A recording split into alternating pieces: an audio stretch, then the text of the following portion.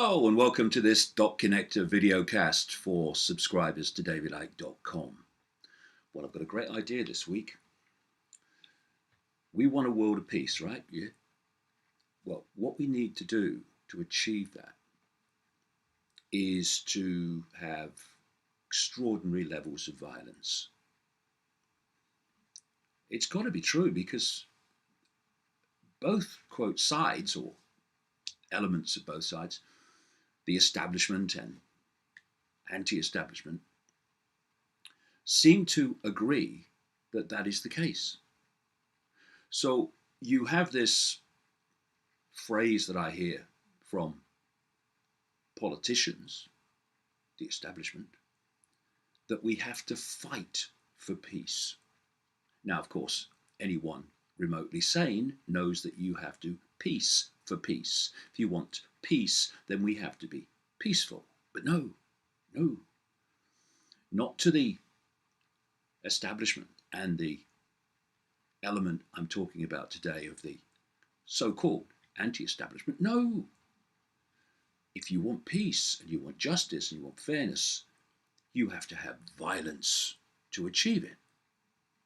So we have the establishment dropping bombs on the innocent across the Middle East, places like Libya, to bring about peace, to get rid of a violent dictator, to protect the innocent from violence while pepper bombing them from the sky. This is apparently how you achieve peace. Now, as I've been exposing for decades,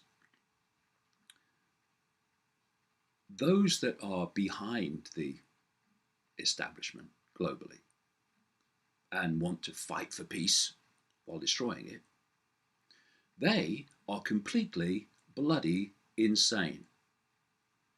Completely mad. So you can explain away the insanity of mass violence in pursuit of peace and protecting people from violence. You can understand it because they're mad. But then you look at the anti-establishment, or that element, like I say, I'm talking about today, who were on display yet again at the G20 summit in Hamburg, Germany. They think that the way to challenge the violence, not just physical violence, the violence in financial injustice, the violence in food distribution injustice, the violence in opportunity injustice, in housing injustice. They think the way to challenge that is still more violence. And they claim to be anti-establishment. They claim to be the opposite of that which they oppose. But it's been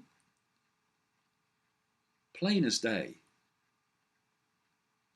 to me for a very long time that this left-right polarity is a complete illusion in terms of what the situation really is. We are told that you have the establishment on the right who are behind the wars and all these other forms of violence I've listed. And then on the left, you have the people that oppose them.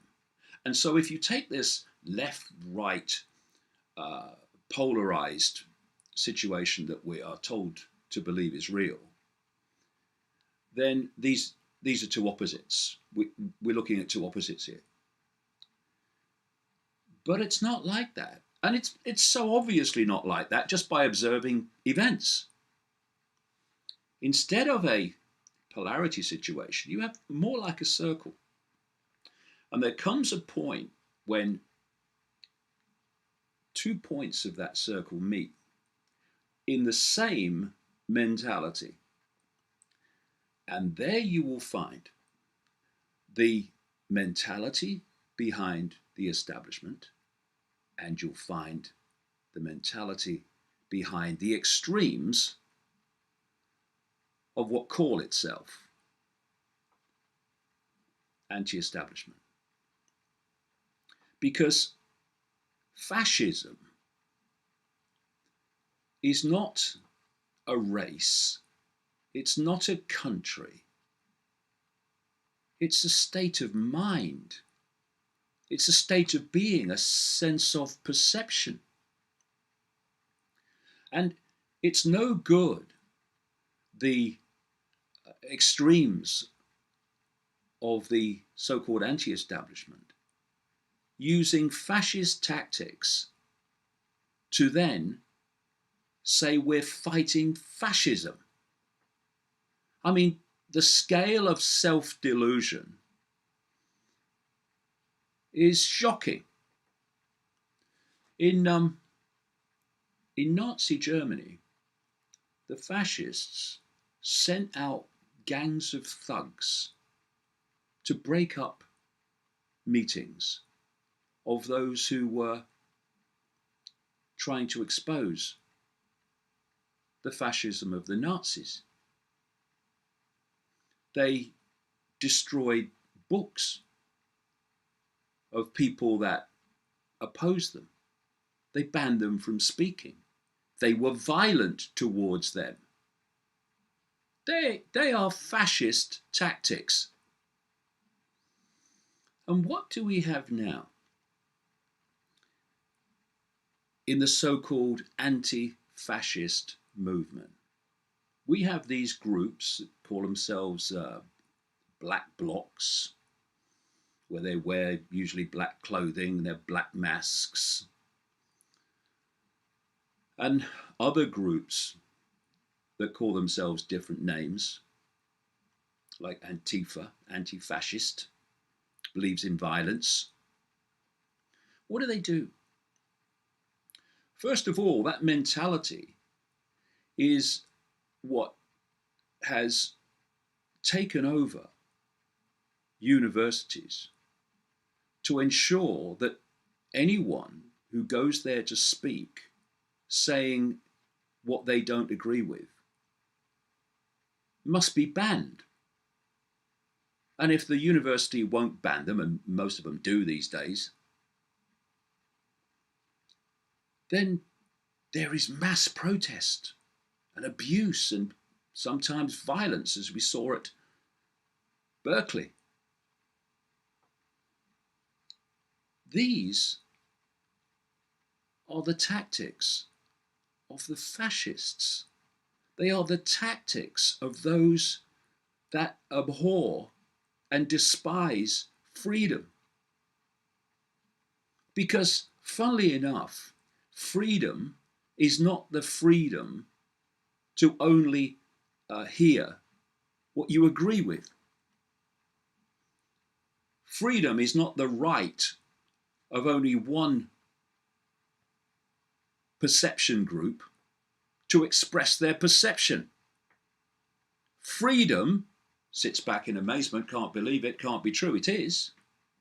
Freedom is the freedom of everyone to express their opinion. And the freedom for everyone else is to decide what they make of it. Anyone that wants to ban other opinions different to theirs has no confidence whatsoever in their own opinions and their own views. They can't have. Because anyone who is confident about their view and their opinion will say, okay, Have a go at it. Put another view forward. I don't mind, because I'm confident in what I'm saying. But no, we must ban them. And this is a common theme. If you don't like it, censor it. And it's a cancer that's taking over the world, as is the idea that violence is an answer to anything. So in Hamburg, we had hundreds of police injured, because they're all fascists. And we had lots of demonstrators injured. We had businesses attacked, smashed up. We had cars set on fire. Hey, whoa. Welcome to hell, as they called it.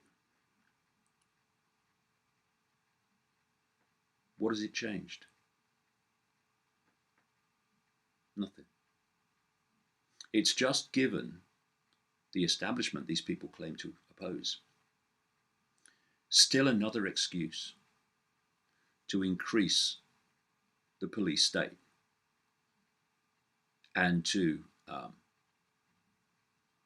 attack basic freedoms. And do you think the establishment would like an excuse to do that? Of course. And isn't it funny? Chancellor Merkel in Germany has been criticized since the violent protests for selecting Hamburg for the G20 summit because of Hamburg's reputation of having a lot of these types of people in their midst that believe in violence to bring about peace.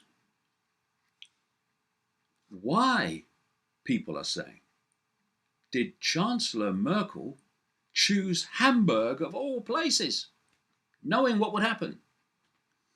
Why? Because she, and those that control her, knew what would happen. They want it. They want violence. Who remembers anything now about the G20 summit? Who remembers all the great majority of peaceful protesters who went there to make their point without feeling the need to throw bottles? Nobody. No one's talking about that. No one's remembering that. It's all gone. The focus is the violence by little boys in short trousers. And a few girls, I'm sure.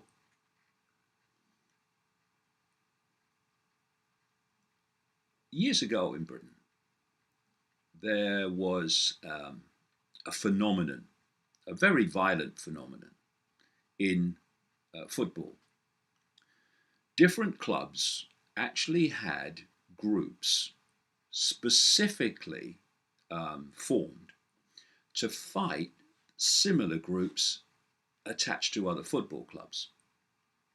And so football fans and little kids and their dads would go out to a football match, and this violent group attached to one football club would then go into battle with their like attached to the other team. And so we had violence at football matches week after week after week. Came pretty close at its peak to destroying the game. Certainly destroyed the enjoyment, everyone going along. Now, the point I'm making here is that these groups, these violent groups attached to football clubs saying, I support these and I support them, they couldn't give a damn about football. They couldn't care less. But what football gave them was the ability to have distinct sides within a group of people and thus a fault line to have a fight. They didn't support the football club. They could care less about football. They just wanted a fight. And football was a perfect vehicle. And I then look at these violent protesters with their black masks on. Do they really care about what they're talking about and what they claim to stand for? Do they really? Because if you did, you would want to do the most effective thing in support of what you believe in and what you care about. But instead, they're doing the thing that does the opposite. Now, of course, we have violent elements within the police. It goes back a long time. And they have to take responsibility too. And we have also infiltrators into this group and these groups that come from the establishment, that come from law enforcement, or what claims to be. Because they want the violence. I was at the Occupy Wall Street protest for 2 or 3 days when I was passing through New York. And in among the protesters were New York police infiltrators dressed as protesters. And one of them, while I was there, was identified, and he just ran for it. Had his backpack on, looked like a classic protester, and away he went, running behind the police lines, pursued by people, pointing out that he was an infiltrator. So these groups are infiltrated all the time. And who is behind some of these black masks? The people we can't identify. The answer, in a significant number of cases, will be the very representatives of the very establishment that these people claim to be fighting, because they want the violence. But the mentality says, the fascists are violent, so we can be. That's the rationale for this. So you don't like them being violent? No. So what are you going to do about it? We're going to be violent. Oh, well, do a round of applause. Well done, you. Over here, ladies and gentlemen. So, you don't like them bombing the innocent in Libya and Syria? No. Well, we must do it then. It's insanity. And it's also, I say, bordering on the criminal in terms of self-indulgence. Me, me, me. So it's really about, if they found a mirror and looked in it honestly, it's not about what they're fighting for. It's me, me, me. Oh, we're fighting for justice. Oh, I hit that copper with a bottle. Oh, well done, mate. Have another beer.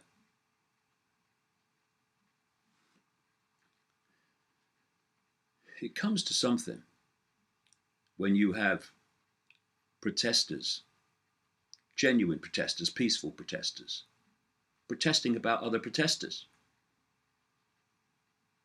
saying black bloc, go home, and such. And there was another poster I was reading from a peaceful protester in Hamburg that said basically yes to protest, but no to activism without content. Exactly. Activism without content. The world changes when large numbers of people are persuaded that it has to change because of knowledge acquired. This establishment does not control the media for a bit of fun. It does so, and it's now trying to censor as much as it can get away with the alternative media. It controls the media because it knows you have to control information to manipulate the perceptions of the population. So they'll support what you want them to support and won't oppose what you don't want them to oppose. Information, which changes perception, which demands change as a result in large numbers, is how the world moves on. What information do these people who think violence is an answer to anything, what information do they impart to anybody at these protests? None. But they do impart a perception. The perception that those that challenge the establishment are all violent, nasty people. And we need protection from the establishment against those violent, nasty people. They're driving people to the establishment. They're driving people to say, we need protection from these people. We want more police. Yes, take freedoms away. We've got to be protected from these people. They're doing exactly the opposite of what they claim to be doing. Why? Because put a mirror there, look at it honestly, and it's not about what they claim to be fighting for. It is about them. And that which is peaceful and committed to change through the communication of information that exposes the fake narratives of the establishment need now to focus on these people and root this out, because it's gathering all over the world, this violent anti-establishment nonsense. Why? Because that's what the establishment want. Hands all the cards to them. And so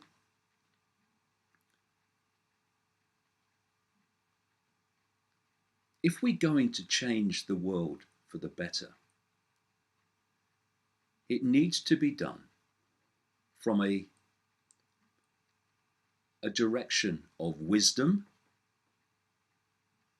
and a direction of intelligence and maturity. It will never, ever be done by little boys in short trousers, more obsessed with themselves than what needs to be done to make this a better world.